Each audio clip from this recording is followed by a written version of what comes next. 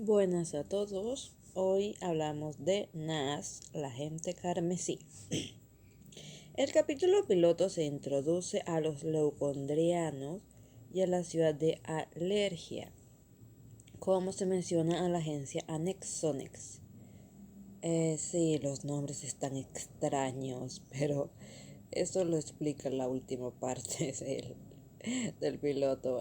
Hay algo ahí, no literalmente, pero cuando ves las imágenes no te demoras mucho en racionalizar cuál es el asunto. No se los voy a mostrar, quiero que lo descubran por ustedes mismos. Bueno, en el capítulo 1 ya se nos presenta a Nas. Es una guerrera, su arma es una guadaña de energía, que nos explica que estas criaturas solo atacan por la noche y buscan a las personas para saciar una sed de sangre.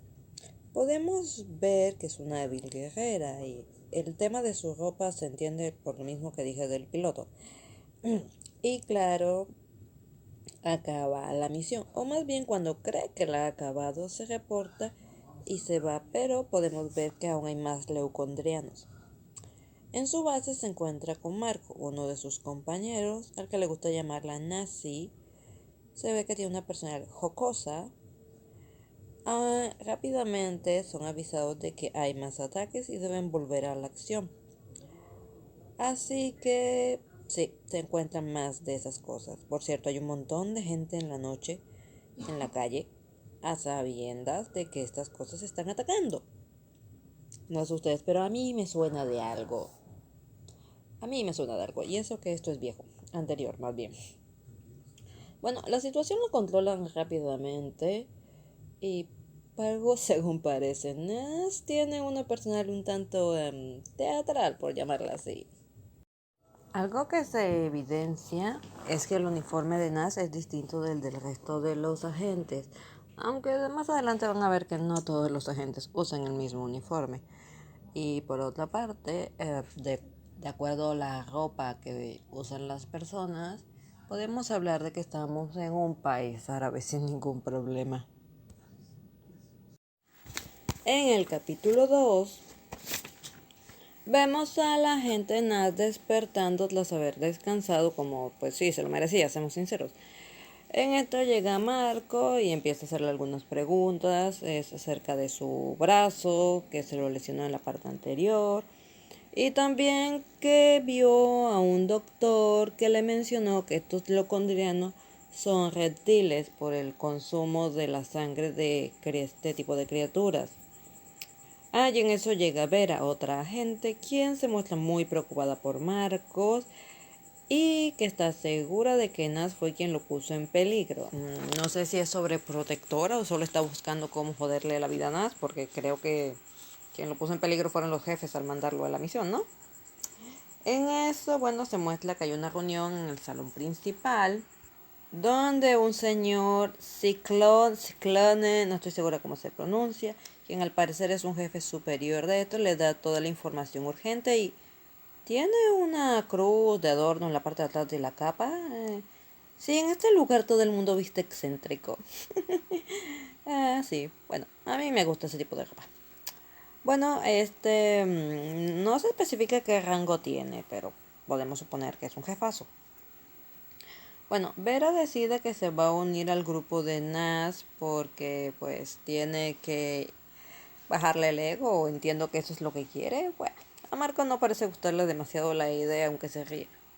Cuando llegan al área que se les fue asignada y buscan su objetivo, se menciona, por lo que creo que es el narrador, que hay mucha niebla y por lo tanto la luz no afectará a los ojos de los leucondrianos, lo que les facilitará atacarlos.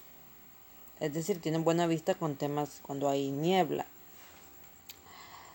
Bueno, en eso llegan unos reporteros, obviamente quieren cubrir la noticia, pero por hacer esto se exponen. Y bueno, NASA afortunadamente lo salva. Estos obviamente quieren saber quién es, pero ella no tiene tiempo para ellos. Y deciden seguirla. Yo personalmente sospecho que esa decisión se volverá uno de sus mayores arrepentimientos de por vida, según lo que se ve en la imagen. Capítulo 3.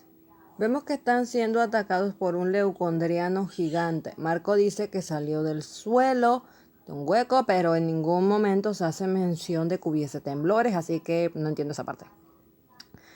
Vera decide ir a todas contra esa criatura y tras un buen par de movimientos logra derribarlo con sus cuchillos de energía. Claro, no sin antes haber dado un buen susto a sus compañeros de equipo, aunque en este momento no parecen tanto un equipo ya que cada quien va por su bola. Así que, bueno, lo importante es que logran resolver la situación, ya que una vez que destruyen al más grande, se destruye el pequeño. Ahora, esto no parece sorprenderlos mucho en realidad.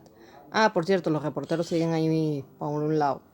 Lo que les sorprende es que se encuentra un símbolo aparentemente sangriento en una pared de un edificio. Ahora las preguntas son, ¿quiénes lo hizo y por qué lo hizo? Es decir, ¿alguien le hizo una señal, una advertencia, una amenaza? ¿Quién está detrás de esto? Bueno, es una parte más de acción que otra cosa y de ver cómo los periodistas pueden ser muy persistentes. Bueno, en el capítulo 4 ya vemos a Nas pasando desapercibida, vestida como el resto, así que puede costar un poquito notar que es ella. Y se nota que quiere pasar desapercibida, ya que no le agrada que en las noticias le enfoquen tanto, que enfoquen tanto la situación. Cuando está vigilando, escucha un ruido y se encuentra con unos leucontrianos atacando a un niño pequeño, yo diría que no tiene más de 10 años, al cual salva y finalmente lleva con su familia. Tras esto termina reportando que todo está en orden, que la situación está en calma, cree haber hecho su trabajo perfectamente. Sin embargo, la llaman y le piden que se reporte al cuartel, donde se encuentra Marco, quien la empieza a molestar llamando a la niñera y haciendo mención a lo del niño. Ahora, en eso ya siguiente aparece el agente S, bueno, así lo identifican, no le menciono más nombre. Este le dice de que el niño de hecho es el hijo del gobernador de la ciudad y que tienen un rato, ¿no? Que perdieron contacto con la casa del gobernador y que al parecer fueron sitiados y de hecho resulta ser así. La familia está siendo retenida en su propia casa bajo amenaza de unos individuos que tienen aspecto robótico, que están una información que aparentemente este señor tiene y que están dispuestos a hacerle daño a quien sea para conseguirla. Esto se me hizo un tanto raro, le terminé preguntando al autor y me dijo que entre que no salva al niño y que se dan cuenta que la casa ha sido burlada toda la seguridad, han pasado un transcurso de varias horas. Es decir, algo así como que lo que el niño pasó a mediodía y ya lo que está pasando ahora es en la propia noche. Bien, bueno, les dejaré la historia hasta aquí. Como ven, se centra más en lo que es la parte de acción. Quizás la ropa de los personajes está un poco rara, digo, están en el desierto y están algo ligeros porque ya saben, el día hace mucho calor, en la noche hace mucho frío, pero estos son los primeros atuendos. Luego más adelante la historia tienen otros que digamos están un poco más adaptados al clima. Y les dejaré como siempre, no siempre, pero trato de hacerlo cuando puedo. Esta vez sí, les dejaré un enlace para que la vean si gustan. La gente carmesí. Les digo que la historia con respecto al misterio de la marca que apareció se va tornando interesante, al menos interesante en mi opinión. Bueno, nos vemos, chao.